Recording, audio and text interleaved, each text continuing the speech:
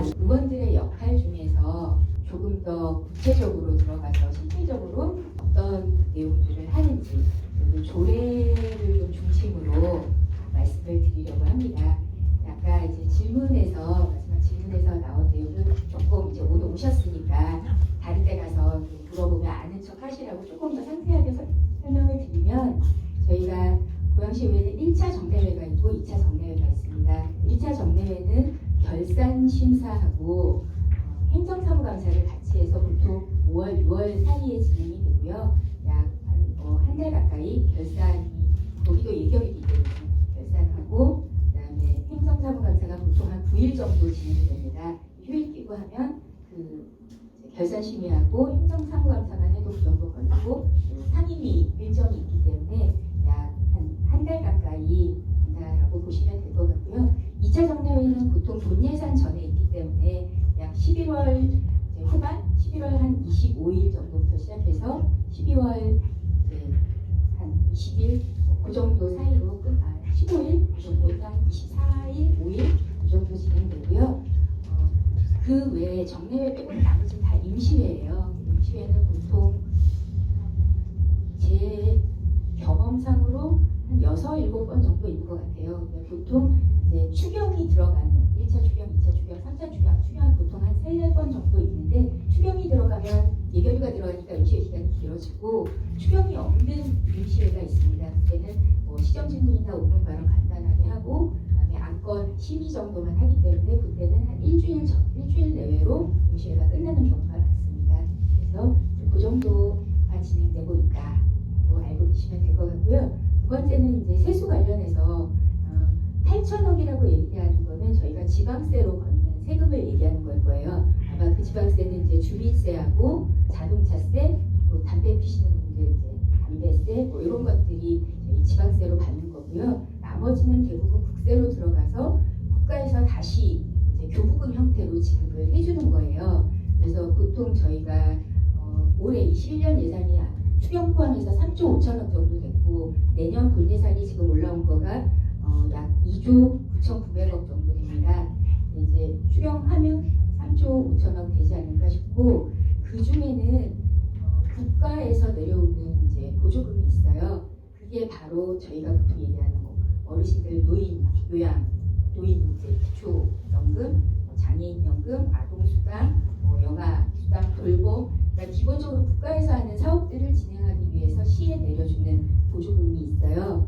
그게 약 1조가 넘습니다.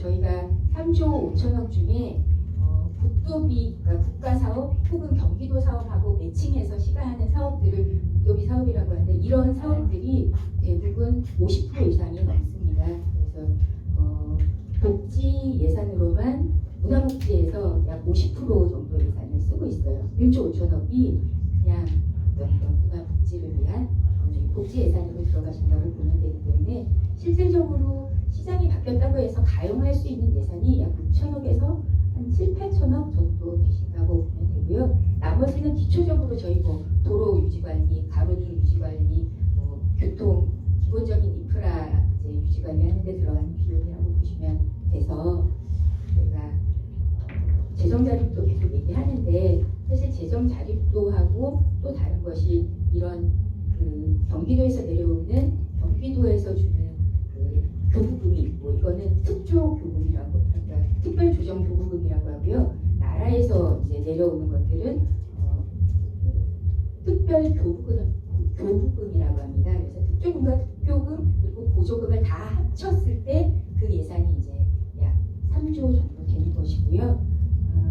그래서 국가가 많이 걷어서 많이 내려주면 저희 예산도 같이 좀 많이 올라가는 거고, 후보가 이번에 윤석열 정부는 이제 예산을 많이 안 했잖아요. 많이 이제 타이트하게 했기 때문에 저희한테 내려오는 보조금도 적어지는 거예요. 그래서 이번 예산은 약 760억 정도가 내년에 비해서 적어졌기 때문에 예산이 좀 많이 줄었다라고 볼 수 있는 거고, 그래서 아마 예산을 자른다라는 얘기가 이제 종종 나오는 게 아마 그런 이유 때문에 거기까지만 말씀드리고, 이제 오늘 강의를 좀 진행해 보겠습니다.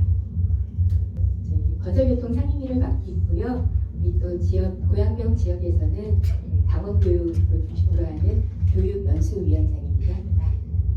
그런 일을 해왔고, 오늘은 기초위원회 역할에 대해서 아주 그냥 폭넓게 말씀드리고, 역할 중에서 이제 국회의원들은 입법을 하시잖아요. 마찬가지로 이제 저희도 조례를 만드는데 결국은 조례가 법과 같은 역할을 한다고 볼 수 있습니다. 고양시에서 고양시의 어떤 사무를 보기 위해서 예산의 근거를 마련하고 사업을 진행하기 위해서 고양시 안에서 통용되는 법을 만든다고 보시면 되고요. 그걸 조례라고 하는 거거든요. 그래서 기초위원회 역할 중에는 이제 시민의 대표가 가장 중요한 역할이죠. 그래서 주민들도 많이 만나고 의견도 많이 듣고 간담회나 소통을 하기 위해서 많이 노력을 하고 있고요. 그다음에 이제 행정부, 이제 저희는 국가로 치면 이제 대통령이 있는 행정부고, 저희는 고양시는 이제 저희는 보통 집행부라고 하거든요. 시장이 있는 이쪽을 시장과 공무원을 집행부라고 하고, 저희는 이제 의회라고 하는데요. 의회의 역할은 가장 중요한 것이 이제 집행부가 일을 제대로 잘 하는지 안 하는지, 이제 상권 분립처럼 저희도 집행부의 어떤 업무들을 잘 하고 있는지 살펴보고 관리 감독하고 또 견제하기도 하고, 잘하는 건 또 칭찬하기도 하고 하는 거죠. 할 때 보통 5분 발언 그리고 시정 질문을 통해서 많이 합니다. 흔히 이제 국회의원들 보시면 대정부 질문 하시잖아요. 장관 총리 데려다 놓고 이제 대정부 질문 하는데, 저희는 시장님이나 실국장님들 대상으로 시정 질문을 하는 거죠. 같은 맥락이라고 보시면 되고, 의견 제시하는 것들을 이런 5분 발언 시정 질문을 통해서 하고 있고요. 그다음에 행정사무감사, 국정감사 하시는 것처럼 저희도 행정사무감사를 1년에 한 번씩 하고 있습니다. 그리고 저희 아주 국가의 이제 중대한 사안이나 그래서 특별하게 국정조사 형태로 조사가 필요하면 특검 같은 거 하지 않습니까? 마찬가지로 저희도 행정사무조사를 할 수도 있어요. 약간 이건 이제 비상속이기 때문에 TV를 구성해서 진행합니다. 그리고 이제 마지막으로 입법권, 조례를 제정하거나 개정하거나 폐지하거나 하는 권한이 있고요. 또 다른 의원들이 올린 조례를 심의하는 역할도 하고 있습니다. 그리고는 5분 발언을 하는 내용을 간단하게 쇼츠로 구성을 해서, 는 칫솔질이나 치실질 같은 자가 구강 관리가 어렵고 치과로의 이동, 치과 진료 자체의 어려움, 전문 인력의 필요성 때문에 비장애인보다 구강 건강 수준이 열악하고 제때 치료받지 못해 질환이 방치되는 경우가 많습니다. 경기 북부 지역의 경우 가장 많은 등록 장애인이 살고 있고, 장애인 학교와 장애인 복지관, 재활센터, 주간보호센터, 유관 단체들이 유기적으로 연결되어 있는 고양시야말로 가장 적합한 곳이라고 할 수 있습니다. 장애인 구강진료센터는 장애아를 자녀로 둔 부모님들의 오랜 수건이었습니다. 장애인 구강진료센터 설치를 계기로 지역사회 내 장애인들도 의료 기본권인 치과 의료 서비스를 가까운 곳에서 적시에 받을 수 있도록 고양시와 동료 의원님 그리고 이 자리에 계신 모든 관계자님들의 깊은 관심을 요청드립니다. 경청해 주셔서 감사합니다.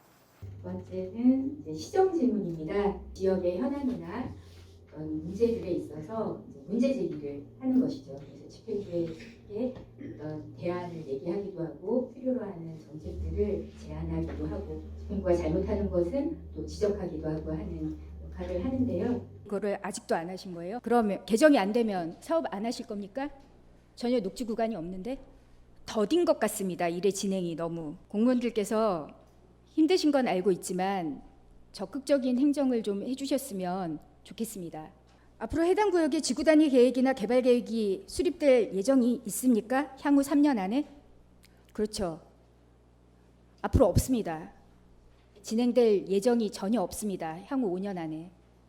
그러면 어떻게 녹지 계획을, 녹지 조성을 하실 계획이십니까? 지금 소장님께서 답변하신 내용으로는 녹지 계획이 없는 거나 마찬가지입니다. 과정이 굉장히 까다롭었어요.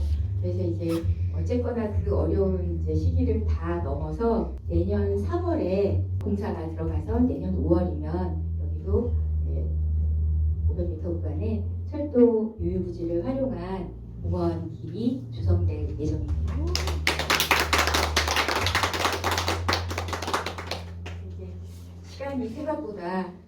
총선에서 시작해서 재선에서 마무리를 지어야 하는 그런 상황이어서 이게 생각보다 어렵기는 하지만 또 굉장히 좋은 사례가 될 것 같아서 소개를 해보았습니다.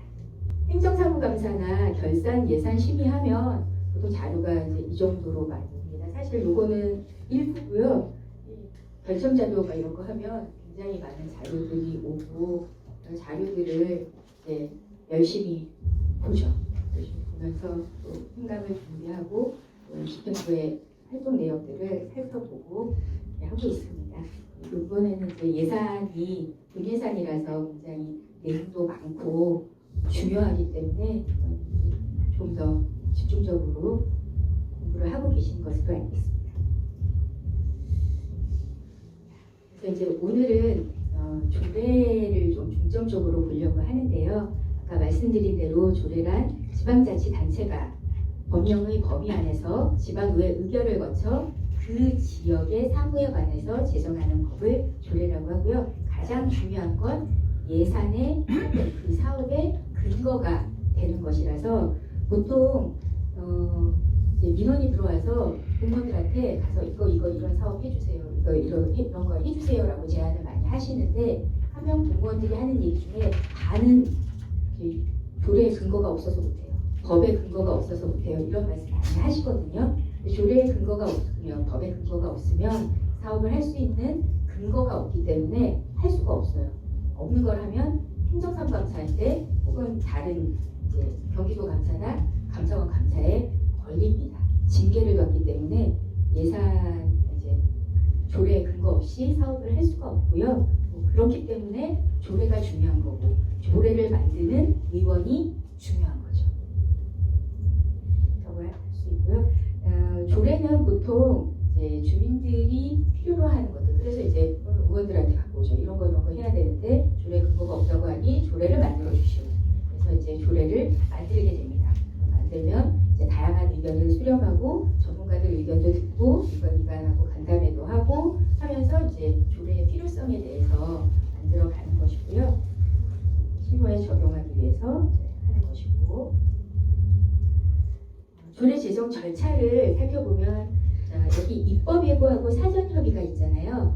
저희가 법을 만들 때도 그러니까 행정부에서도 대통령도 법을 만들어서 행정부에서 국회로 보내고 또 국회에서도 법을 만들잖아요. 그런 것처럼 저희도 이제 시장이 집행부에서 만드는 집행부 조례가 있고 의원들이 직접 발의하는 의원 조례가 있어요. 집행부 조례 같은 경우는 입법 예고를 합니다. 우리가 고양시청에 들어가 보시면 이제 입법 예고 해놓는 것들이 있거든요. 입법 예고를 하면 우리가 이런 내용으로 이런 조례를 만듭니다라고 약 15일 동안 예고를 해요. 그러면 그 기간 동안 이제 의견을 주시는 거죠. 이해 관계자들이 많을 수 있잖아요. 조례들이 생겼을 때 나한테 불이익이 오거나 나한테 이익이 오거나 불이익이 오시는 분들은 입법 예고 기간에 막 얘기를 하시죠. 지금 비근한 예로 저희 같은 경우는 건설교통 상임이다 보니까 이제 재개발이나 재건축이나 이 상가나 그래서 이제 도시계획 조례가 굉장히 좀 중요하거든요. 여기에 건폐율, 용적률, 기타 등등 이런 것들이 많이 관여가 되기 때문에 그런 조례가 만약에 입법 예고가 된다 그러면 아주 저희보다 훨씬 더 빠르게 아시고 저희한테 또 민원도 많이 넣으시고 그러시거든요. 그러니까 조례가 결코 나의 삶과 멀리 떨어져 있지 않다. 조례가 나의 삶과 굉장히 가까운 곳에 있다라는 걸 제가 새삼 느끼기도 하는데요. 그렇게 입법 예고를 하는 게 굉장히 중요한 거죠. 알리는 겁니다. 시민들에게. 이럴 때 문제가 있으면 의견을 많이 주시고 또 저희한테도 의견을 많이 주시면 좋고요. 의원의 장점은 의원 자체가 입법권이 있기 때문에 이런 입법 예고가 없습니다. 입법 예고 없이 바로 의원 발의를 할 수 있다는 것이 이제 의원의 입법권의 장점이라고 볼 수 있고요. 저희 보통 할 때 아까 말씀드린 것처럼 조례 만들 때 정담회도 하고 토론회도 하고 기타 이제 궁금한 이런 이제 의견 수렴의 과정을 많이들 거치십니다. 그래서 저도 대부분의 조례 개정할 때 모든 조례 거의 이런 과정을 거쳤었던 것 같아요. 토론회를 통해서 하거나 그래서 이제 안이 어느 정도 만들어지 이루어지면 부서 검토를 합니다. 왜냐하면 실질적으로 저희가 조례를 내도 이 사업을 하는 거는 공무원들이잖아요. 공무원들 예를 들어 뭐 제가 장애인 평생교육 지원 조례를 하겠다. 그러면 장애인복지과하고 얘기가 돼야 아니면 평생교육과하고 얘기가 돼야 일을 할 거잖아요. 그러니까 이 일을 하는데 할 수 있겠니? 할 수 없는 부분 협의를 서로 해야 되니까. 그래서 부서 협의를 반드시 하고 그 과정에서 또 상위 법령하고 상충되는 부분이 있을 수 있어요. 상위법에는 A라고 해야 되는데 나는 B, C, D를 다 A, B, C, D를 다 하고 싶어. 그러면 상위법에 저촉되면 또 하기가 어려운 부분이 있습니다. 그래서 부서 검토, 상위법하고 맞는지 검토하고 그다음에 이제 검토 다 끝나서 뭐 이 정도면 우리가 할 수 있을 것 같습니다라고 얘기를 하면 제가 이제 의안을 발의를 하는데 그냥 저 혼자 했다고 발의를 할 수 있는 게 아니라 제가 낸 법안이 비교적 합리적이고 다른 우리 시민들에게 필요하다라는 동의를 받아야 돼요. 의원들한테 동의를 받는 거죠. 그래서 같은 동료 의원의 제적 의원의 5분의 1 이상의 찬성을 받아야 됩니다. 그래서 이제 보통 받으면 저희 조례를 만들어서 조례안을 가지고 회의를 만들어서 의원님을 찾아다닙니다. 방방마다 찾아가서 의원님 제가 이번에 이런 조례했는데 이런 취지고 이렇게 하려고 하는데 좀 이제 보시고 도와주십시오. 그래서 그런 이제 의원님 동료 의원님들을 설득하는 과정 또 그런 과정을 거쳐서 사인을 5명 이상 받으면 5분의 1 이상 받으면 저희는 지금 34분 한 넉넉 잡고 한 8분에서 10분 정도 받아서 이제 의안 발의를 하죠. 이사국에 이제 접수를 합니다. 10명을 받아서 접수를 해요. 접수를 하면 이제 임시회든 정례회든 상임위에 안건으로 올라갑니다. 안건으로 올라가면 상임위에서 먼저 예비심사를 하죠. 상임위에서 통과가 되면 보통은 사실 이제 저희가 저는 A, B, C, D, 100% 이렇게 하고 싶어요. 그래서 이렇게 했는데 동료 의원들이 상임위 의원님들이 보실 때 이거는 예산 너무 많이 들어갈 것 같아서 안 돼. 아니면 이거는 뭐 어떤 이해관계가 있어서 안 될 것 같아요. 그래서 의견들을 맞추시면 사실 이제 원한대로 가결하면 좋은데 나는 좋은데 원한대로 안 되는 경우가 많거든요. 그러면 이제 동료 의원, 상임위 의원님들의 의견을 좀 수렴을 해서 수정 가결을 하기도 하고 난 도저히 거기까지는 나의 조례 취지가 안 맞아. 나는 그거는 동의가 안 돼. 그러면 이제 그냥 원안을 가지고 가부를 결정해달라고 투표에 붙여달라고 할 수도 있어요. 그러면 이제 그거는 뭐 통과 아니면 부결이 되겠죠. 아니면 이제 좀 일리가 있으면 이제 동료 의원님들 의견 받아서 수정해서 가결하기도 하고. 그래서 일단 상임위가 가장 첫 번째 이제 문턱이에요. 상임위 문턱을 넘지 못하면 상임위에서 부결되면 본회의까지 못 가고 그냥 부결돼 버리거든요. 상임위를 통과해야 본회의에 상정이 됩니다. 본회의에서는 아주 그 정책적으로 아주 예민한 사안 아니면 대부분 상임위 통과되면 본회의에서도 대부분 통과되는데 아주 예민한 사안이거나 지역적 이해가 갈리거나 그랬을 경우에는 본회의에서 또 찬반 토론이 있고 다시 재논의하는 과정이 있습니다. 그래서 상임위에서 통과되면 제가 경험으로 봤을 때 거의 90%는 본회의에서도 통과됐다고 보시면 될 것 같아요. 그리고 본회의에서 상정돼서 이제 의장님이 방망이 들이시면 그 다음 날로부터 공표가 되고 경기도에 이 조례 심의를 한번 다녀오고 약 한 달 반 정도 지나면 이제 조례 저희 법령정보센터에 가면 조례 다 확인하실 수 있거든요. 거기도 다 등재가 되고 저희 의회나 시청에도 저희 조례로 자리를 잡을 수 있습니다. 오늘로 과정을 거쳐서 우리가 정해지고요. 저는 오늘 이제 2가지 조례를 좀 실질적으로 그러면 이렇게 조례를 만들어서 시민들에게는 어떤 효과가 있었는지 그래서 뭐가 좋아졌는지 실질적인 사례를 좀 가지고 와봤는데요. 첫 번째 저는 이제 고양시 독서문화 진흥에 관한 조례를 제정을 했습니다.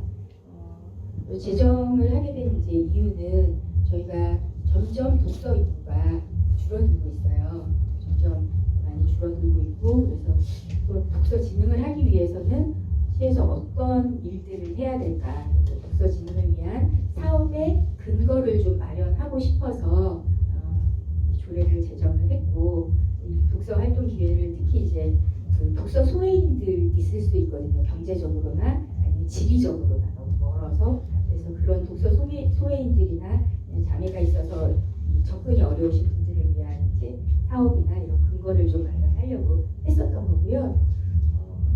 그다음에 또 하나 이제 재정 조례를 하나 가지고 왔는데 이 재정 조례는 고양시 여성폭력 방지 및 피해자 보호에 관한 일부 조례 개정인데 이거는 이제 개정 조례인데 처음에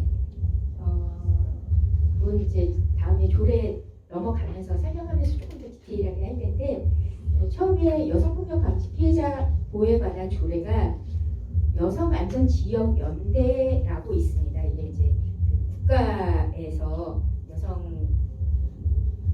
여성폭력을 방지하기 위해서 이제 만든 그 단체이고 이런 단체를 각 지역에 다 둬라라고 해서 이 여성안전지역연대를 운영하기 위한 조례로 조례 제목을 이렇게 했는데 제목만 봐서는 엄청 여성폭력을 방지하고 뭔가 피해자 지원을 하기 위해서 있는 것 같잖아요. 근데 실제로는 이 사업이 여성안전지역연대 운영을 위한 조례로 제정이 된 거예요. 제목하고 내용이 전혀 맞지가 않아서 이제 이 토론회 이후에 조례를 개정하게 됐고요.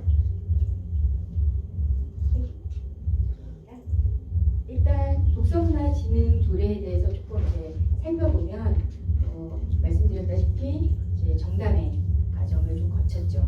그래서 이제 코로나 시국이어서 많은 분들을 이제 초대하지는 못했지만 그래서 좀 여러 번 나누어서 그 도서관에 관련하신 분들, 아니면 이제 책과 관련한 분들, 지역 서점 연합회 많은 분들하고 이제 도서관 센터하고 정담회를 진행을 했고요. 실질적으로 저희가 내용을 만들 때도 이분들하고 같이 토론을 하면서 진흥 조례 안을 만들었었고요.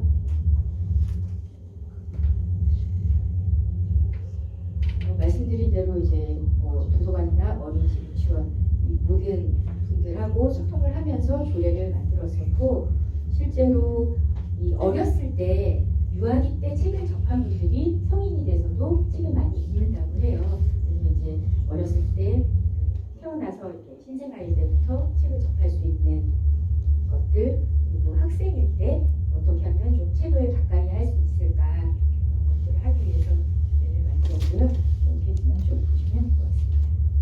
시간이 없으니까. 그래서 이 조례를 가지고 한 사업 중에 저는 이 사업이 이제 가장 마음에 들어서 너무 좋아서 이 사업을 소개를 하려고 하는데요. 이 친구야 책방 가자라는 사업인데 이게 저희가 이제 학생들 같은 경우 특히 중고등학교 가면 참고서 말고는 책 읽을 일이 거의 없잖아요. 그래서 거기에서 착안을 해서 고양시의 중고등학교 학생들에게 15,000원짜리 바우처를 책 바우처, 북페이라고 책 바우처를 제공을 하는 거예요. 학교를 통해서 15,000원짜리 책 바우처를 지급을 하면 학생들이 온라인 서점이나 교보문고, 명품문고 이런 데 안 되고 딱 지역 서점, 동네 책방, 고양시에 등록되어 있는 동네 책방, 지역 서점에서 15,000원 북페이를 이용해서 참고서를 제외한 내가 원하는 책 아무거나 살 수 있도록 기회를 제공을 했어요. 그래서 이제 지역 서점하고 학교하고 저희 고양시하고 이렇게 연계를 해서 그런 사업을 진행을 했는데 그때 예산이 약 한 8억 정도 됐었던 것 같아요. 근데 놀라운 것은 이 학생들의 반응이 굉장히 폭발적이었어요. 이 책방가자 사업을 했을 때 서점에서는 일단 아이들이 참고서를 말고 그냥 자기가 원하는 뭐 과학책이든 인문학책이든 그런 책을 와서 보는 게 지역 서점 한지 10년이 넘었는데 혹은 20년이 됐지만 아이들이 저렇게 우르르 와서 책을 골라가는 걸 처음 봤다. 앉아서 그 책을 보는 걸 처음 봤다. 그래서 되게 너무 보기 좋았다라는 책방 주인들의 전언이 굉장히 많았었고, 또 아이들도 엄마가 사준 책 많이 읽었었는데, 아니면 참고서 사러 갔었는데, 그냥 내가 읽고 싶은 책 내가 골라서 사는 경험을 처음 했다는 친구들도 많이 있었어요. 그래서 그 기억이 너무 좋아서, 아, 이거 내가 용돈 많으면 다시 가서 내가 보고 싶은 책 사야지. 그래서 책에 대한 관심이 굉장히 많아졌다라는 아이들의 이제 생생한 끼 이런 것들이 되게 많아서, 당시에 이제 코로나 상황이어서 지역 서점이 굉장히 어려워서 고사의 위기에 있었거든요. 근데 이 사업을 통해서 지역 서점도 잘 활성화가 되고, 아이들도 학생들도 어떤 책을 고르는 재미, 책을 읽는 재미를 느끼고, 그래서 굉장히 어떤 좋은 효과를 냈었던 사업으로 저희가 기억하고 있고요. 사실 이제 이 사업이 굉장히 선풍적인 효과와 인기를 누리면서 사업의 연장에서 이제 그 다음에는 친구야 공연장 가자라는 사업을 또 진행을 했었습니다. 공연장도 어렸을 때 책을 읽은 사람이 커서도 책 읽는 것처럼, 어렸을 때 공연을 즐겼던 사람이 커서도 공연을 즐긴다는 통계가 많이 있어서 공평하게 모든 우리 고양시 학생들에게 공연을 볼 수 있는 기회를 제공하자고 해서 그렇게 했었는데, 저는 개인적으로 이제 이 사업의 근거가 바로 독서문화 진흥 조례에 근거해서 이 사업을 할 수 있었기 때문에 개인적으로는 굉장히 뜻깊고 의미 있는 사업이었고 조례였다라는 생각이 들고요. 아쉬운 것은 저희가 시장님이 바뀌면서 올해는 이제 이 사업이 예산이 전액 삭감돼가지고 이 사업을 더 이상 할 수 없게 되었다는 것이 좀 안타깝습니다. 시장님이 어떤 분이 되느냐가 굉장히 중요하더라고요. 저희가 생각도 해보고 예산도 해보는데 많이 다릅니다. 시에서 진행할 수는 없어요? 시의회 같은 경우는 증액을 하려면 할 수는 있으나 지자체장의 동의를 얻어야 돼요. 그러니까 예산의 편성권은 지자체장에게 있습니다. 행정부랑 똑같네요. 네, 그렇습니다. 그리고 이거는 이제 아까 말씀드린 가정폭력 예방 및 피해자 지원을 위한 조례인데요. 이 조례를 처음 만들게 된 계기는 바로 이 토론회였습니다. 가정폭력 피해 여성을 위한 지역사회의 역할 어떤 것일까? 토론회를 했고, 이 토론회를 통해서 제가 아까 말씀드린 지역여성연대가 우리 조례가 지역여성연대의 운영만을 위한 조례라는 것을 알게 되었고, 이 조례를 좀 더 실질적인 내용을 담는 것이 중요하겠다. 그래서 어떤 예방교육이나 여성폭력에 대한 어떤 피해 사례, 그리고 모니터링, 자료를 축적하는 것들, 그리고 실제로 어떤 사건이 일어났을 때 유관 단체나 기관들이 병원이든 해바라기센터든 가정폭력 상담소든 가족상담소든 이런 것들이 유기적으로 만나서 빨리 일을 해결할 수 있는 그런 이제 근거를 좀 마련해야겠다라는 생각이 들어서 조례를 개정을 하게 된 것이고요. 그래서 이 조례를 개정해서 20년에 이제 조례를 개정을 했습니다. 이런 내용을 담아서. 그래서 이 조례에 근거해서 지역사회 이제 여성폭력 예방 피해자 지원 체계를 위한 실무위원회를 구성을 했습니다. 원래 여성지역연대는 1년에 한 번 모였었어요. 회의를 1년에 한 번 했었는데, 이제 실무위원회를 구성하면서 좀 이 실무 단위에, 그러니까 예전에는 뭐 대표들이 모였다면 대표들은 사실 잘 모르잖아요. 실무 단위에 뭐 과장이든 실장이든 이런 분들이 모여서 주기적으로 상시적으로 어떤 이제 어떻게 서로 되고 있는지 이런 소통을 하도록 하는 실무위원회 체계를 좀 구성을 했고, 실질적으로 이제 실무위원회가 구성이 됐고요. 지금 계속 활동을 하고 있습니다. 그리고 여성폭력 실태 조사를 위한 이제 연구 용역을 진행을 해서 연구 결과가 다 나왔고요. 원래는 이제 이 여성폭력이 워낙 포괄적이었기 때문에 제가 조례 개정할 때 여성폭력 방지 기본법이 제정이 됐습니다. 2018-19년. 네. 그래서 이제 그 내용까지 같이 담아서 조례에 담았고, 그래서 실제로 이제 조례 개정 내용은 이런 것들이 구체적으로 좀 들어갔죠.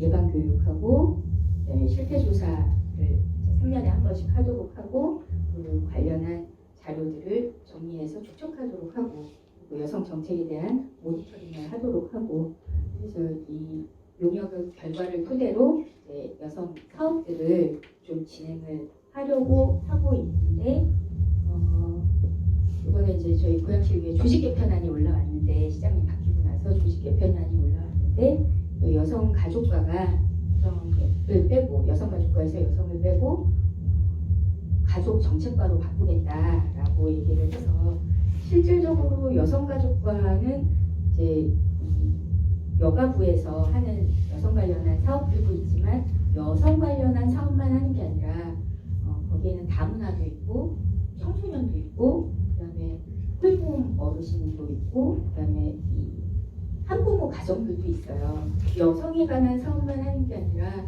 그 모든 것들을 다 아울러서 하고 있고, 특별히 거기에 성인재 관련한 예산들이나 이런 것들을 챙기고 있기 때문에 그렇게 이제 가족 전체로 바꾸는 거는 적절치 않다. 왜냐하면 노인복지과도 있고 장애인복지과도 있고 또 보육과도 또 어린이 청소년과도 있거든요. 아동 청소년과도 있고 다 나누어져 있기 때문에 굳이 거기에서 여성을 뺀다는 거는 적절치 않다라는 의견을 민주당 의원들은 또 얘기를 하고 있는 상황입니다.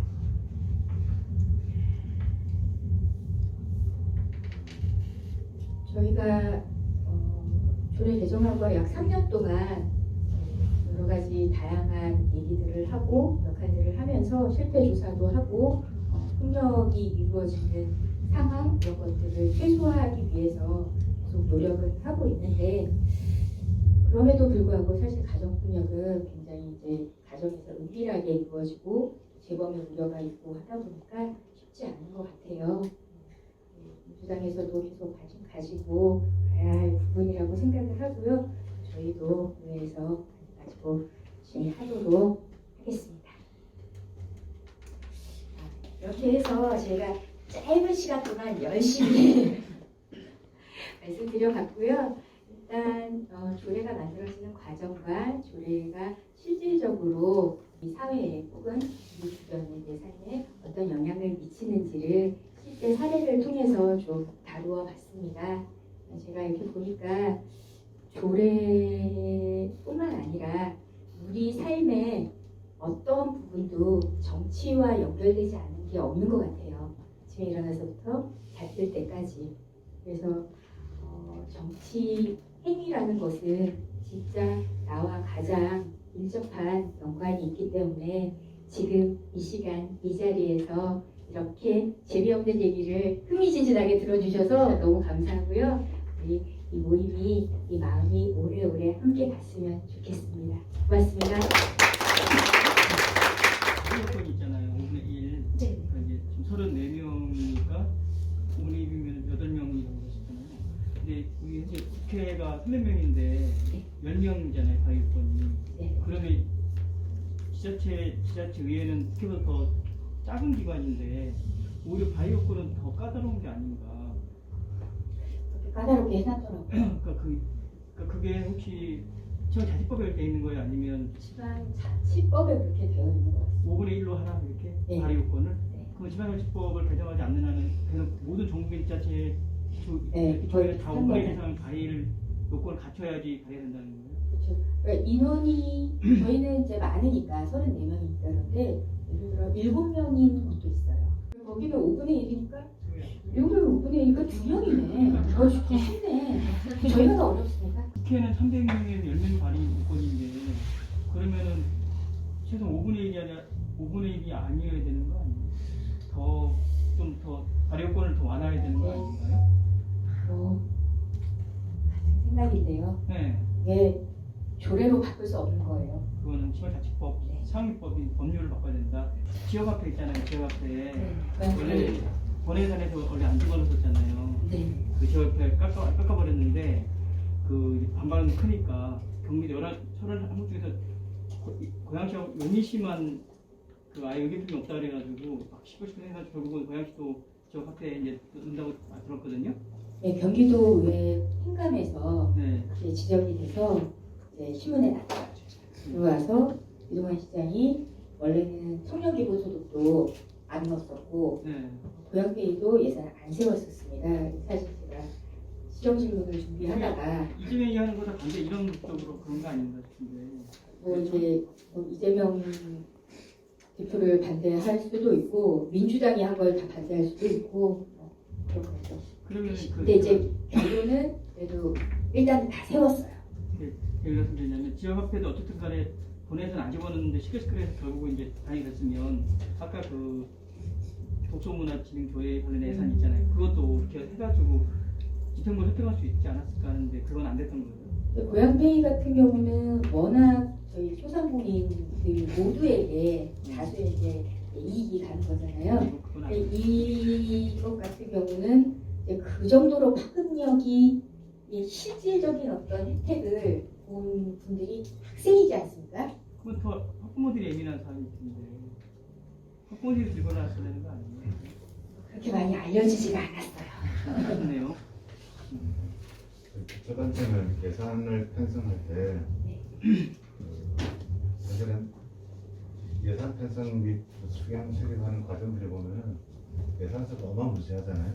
네. 그걸 다 볼 수가 없는 게 현실일 것 같은데 그거를 보조해주는 보조팀 인원이 편성돼 있나요? 뭐 그렇지 없습니다. 그 국회는 국회 예산정책처에 있어가지고 그 대신 해주는 팀이 있는데 기초단체는 아예 그런 게 없는 거죠. 네, 실제 뭐, 다 빠져요 이게. 네? 궁금해서 그래 이게 다 빠져요 그 내용이. 뭐 사실 다른 상임위까지 보기는 어려워요. 이제 저는 최소한 제 상임위에 있는 거는 거의 다 봐요. 근데 이제 예결이 들어가면 전체 상임위를 다 아까 조현수 부회장님 말씀하신 것처럼 전체 상임위를 다 풀어야 되잖아요. 상당히 부담스럽습니다. 그래도 하는 데까지 하는 거죠. 다른 의원님들이 또 계시니까 동료 의원님들하고 약간 팀워크를 나눠서 하기도 하고 기초단체에서 의회가 있다는 이유 하나로 의회를 통과했다는 이유로 정당성이 같잖아요. 지방정부가 예산을 집행할 때 그다음에 뭐 복지관 같은 거 운영하다 보면은 정말 까다롭게 힘든 예산들이 많은데 이 어느 한 순간에는 쑥 지나가야 돼. 차 한 번에 쑥 지나가. 그 하는 내용을 과연 뭐 꼼꼼히 봤는지 말았는지가 사실 궁금할 때가 너무 많거든요. 근데 제출하라고 하는 예산서는 항상 최고로 몇 건데. 근데 그거를 갖고 토를 달거나 편한 기관은 토를 달지 않고 불편한 기관은 토를 달아서 시비르거나 이런 행태의 예산 심의들이 나왔던 것 같아요. 그래서 그런 애로사항이 많을 것 같아요. 약간 뭐 의원님부터 깊숙이 보시는 분들이 있고 이제 그러니까 본인 관심사를 아주 깊게 보시는 분이 있고 전체적으로 이제 넓게 이렇게 쭉 보시는 분이 있고 그런 상황이어서 만약에 이제 관심 사안이 굉장히 이제 깊게 보신 분들이 계시면 그 질의가 많이 나올 수 있는 거죠. 이제 의원님들의 약간 성향의 여기여서 이제 제가 예결이 그렇게 많이 해봤는데 예결이 할 때마다 다 틀려요. 왜냐면 들어오시는 구성이 다 다르기 때문에 할 때마다 다 다르더라고요. 어떨 때는 되게 이렇게 좀 그냥 훅 지나가는 데가 있고 어떨 때 되게 꼼꼼하게 거의 뭐 예결이 하면 10시, 11시 그 정도에 끝나신다고.